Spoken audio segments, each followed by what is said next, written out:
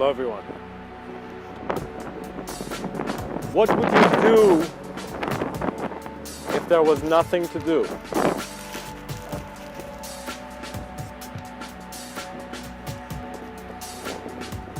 What Mr. Within would like to talk about today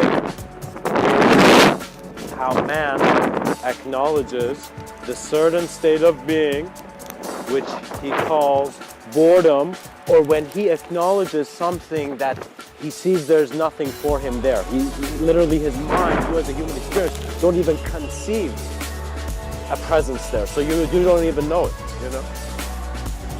And so in a sense, what man does with his moment is never just man's doing. It is also the world's doing. So just like how I scratched my shoulder, sometimes hurricanes happen for a reason. You begin to see that there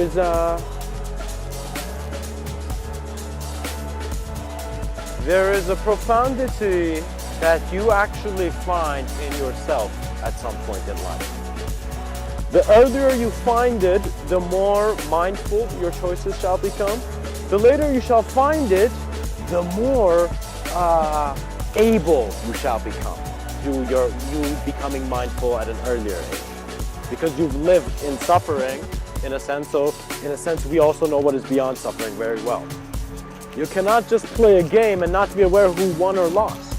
You're in the game of life. Similar to a football match, there's winners and losers, but all players, each player on the field is consciously aware of who won, who lost. So what that means is we are all, as greater beings, we're just playing this game of manifestation, aware that there's something here. But we also know there's something more here as well. And that's the crucial point. Because boredom perhaps could be said to be that moment in the human experience where the idea is no longer interested in just ideas. When that happens to you, it may feel like this limbo state where you're trying to do the right action, but at the same time you're not and you don't know what's going on, you know. That limbo state is there because the imagery of the moment is suggesting it, but also you are bringing it out of you somehow based on who you are. Become aware that the point is not, we are not trying to find individuals here that are just better. You're not trying to enhance your sense of self to a greater sense of self. You know, you are in a sense trying to make your awareness of all senses, all selves increase. Your awareness of all senses of self increase. In other words, to say this more in a more carved manner,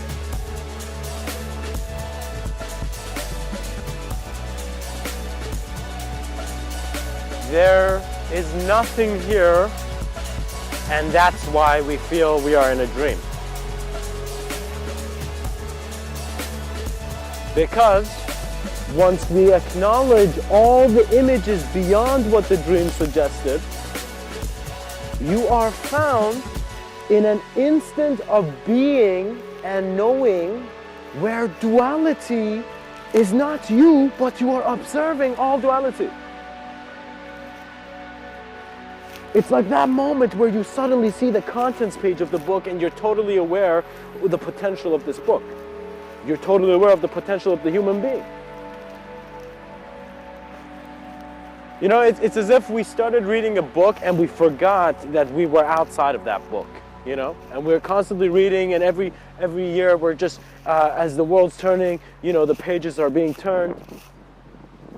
But before there was a self-awareness here, there was nothing. And once you begin to see that nothing is a part of being here, you will not ignore the changes that must be embraced rather than dodged or attacked, or in a sense you trying to get rid of some problems which you have to get rid of now. You know? It is not an agitation, because the answer is your greater state. Not greater, but a state of being that is more aware to what is here. To be honest, words are words, and the environment usually suggests them.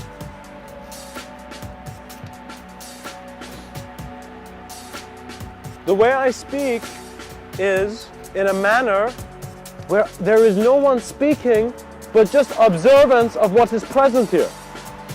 And as you begin to observe here, you begin to see when an idea tries to look at itself being here, it changes.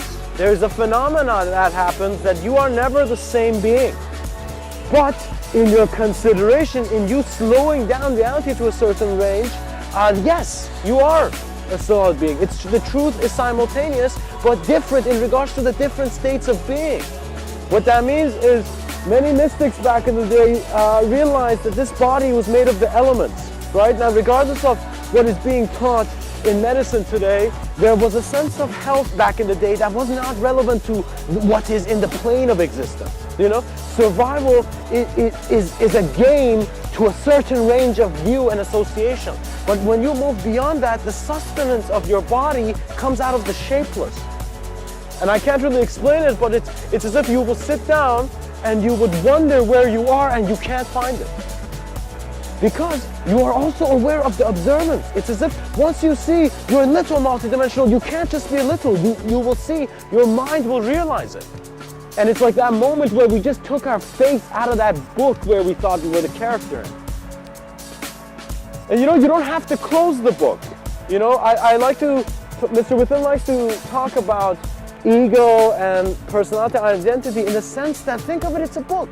You're reading a book, sometimes you read the book so much you get into it, oh gosh, you think you're this character and you think you have the suffering of what the person's written in that book, you know? But sometimes you can put the book down, go, you know, outside, go in a park, you know, go to a party or something, go somewhere where you have an ability to experience authentic human communication. Because that's the most immediate reality that needs to be paid attention to. What is something that is affecting all leadership throughout the world? The agreement on human consciousness. Because if consciousness is another dimension of being and experience that is beyond the individuality where it is observing it, just like how nothing is keeping everything, you begin to see that the realms of imagery are not you, even though you can be them. You see, even though you can be it. Because you are a simultaneously aware being, let us say, you're a multidimensional being, there is something profound about your communication. That in your observance and awareness and mindfulness to what you are even saying and thinking and being in this life, you will begin to see a calibration would occur. You will become more adventurous. Your comfort zone has just broken. Those fences, those gates of heaven which were, you know, in a sense, haven't been opened yet, you break them. You go find heavenly states of being and you come back to man and you lead him to the greatness that is in his self-awareness, to the one that in being one within everything was everything to then be nothing.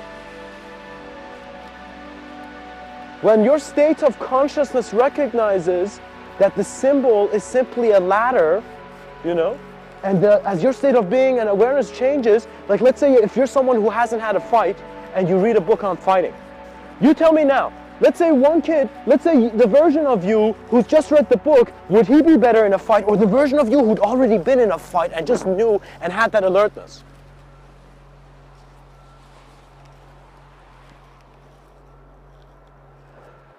What is in front of you is true, guys. What you are experiencing is true, but you must become aware that this truth is simultaneous. What that means is it seems that the way this intelligence manifested into the world, it's as if I'm having a moment of this world and you're having a moment of this world. And it's as if all these moments are going together and becoming collective moments. And the more we connect, it's as if the greater the being is thinking. It's as if it is actually up to the individuals to also move the collective. We are like the thoughts inside a greater mind. Because we are choosing to be an individual consciousness that has an ability to movement. When there's a fractal suggestion of reality, you begin to see how you saw the world in one way is also the same in how you saw the world another way.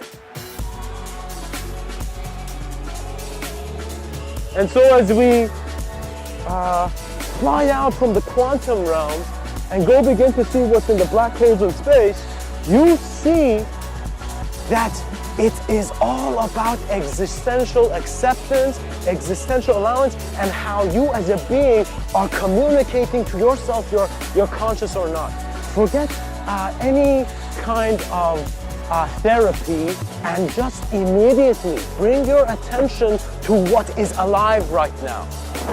And as you do, feel it. Feel how it is irrelevant to any idea you had. It is irrelevant to your comforts, to your desires, to everything you felt you needed. But in a sense, never needed to. The thing is that when I was young, I understood a lesson that when you go to a museum, the museum is so big that if you just you can just go on for hours just observing it and seeing it.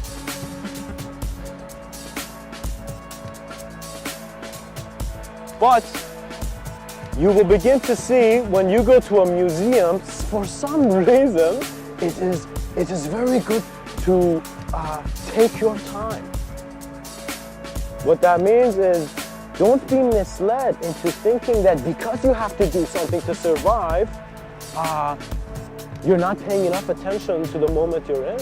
What if how you existed now was really something you wanted at another moment, at another point in conception, let's say?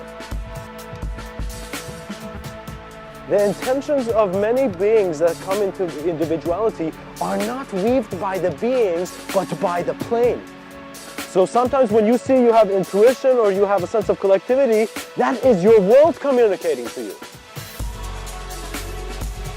That is the nature of the expression of the plane of this plane of existence in which man is pushed, because we have to consider the unknown. And you begin to see the difference between how perhaps a linear form of approach went to a non-linear, was that the linear had to have a container. Because without a container, the other containers it's had wouldn't make sense. But some beings don't go to IKEA to buy containers. They see what they have, or even if they need to contain it. So what that means is if you have to run out of the house and you've just cooked the meal for yourself and you were about to eat it, but some errands happened, you better take a few bites of that meal before you go, you know?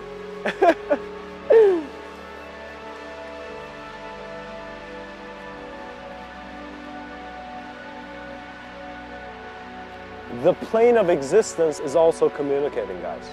Your world is communicating to your individuality as much as your individuality is communicating to your collectivity. What man needs to understand, this does not mean it's all external. It's as if, oh gosh, we've only put the spotlights on the edge of the theater. Do you know? Imagine there's a play about to happen, and for some reason the spotlight is on the corner of the stage rather than on the center, and it's as if you begin to see why. Why are we choosing to see limitation and then get comfortable in our routines? Because someone said a wise thing once, that if you can't change anything externally, as if you're in that position of life, you can see you can change yourself. You can receive a capability and an ability and cultivate a sense of being that was greater than, let's say, the commentary given to many children at school when they were young. It is more about how truth was absolute. Don't be in a journey for too long, but then it might start feeling like a game. Wherever you're in a moment, be direct with yourself, be very honest with yourself. And be honest with yourself as if this is an honesty that wants to know the mystery of lifetime, wants to know the mystery of how we are manifested.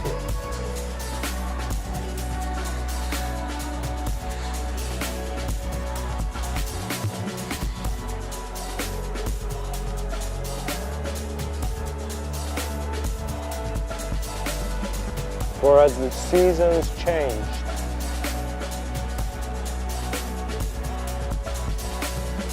so did the eye that thought it saw the sun.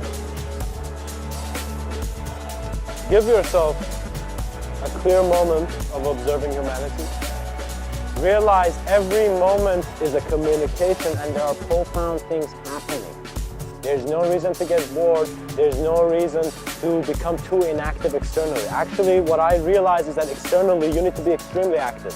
So you don't need to just be making the greatest decisions externally, but also decisions that are being done in the greatest state of awareness as well. So you don't do something right because people told you. You do something right because you understand the scenario, are seeing what's happening and are moving with the flow of the situation. Be active, get going. You don't know your ability, so don't think you can plan your day. Go and see how you feel and let the present moment guide you. That is why it's here. Much blessings and namaste.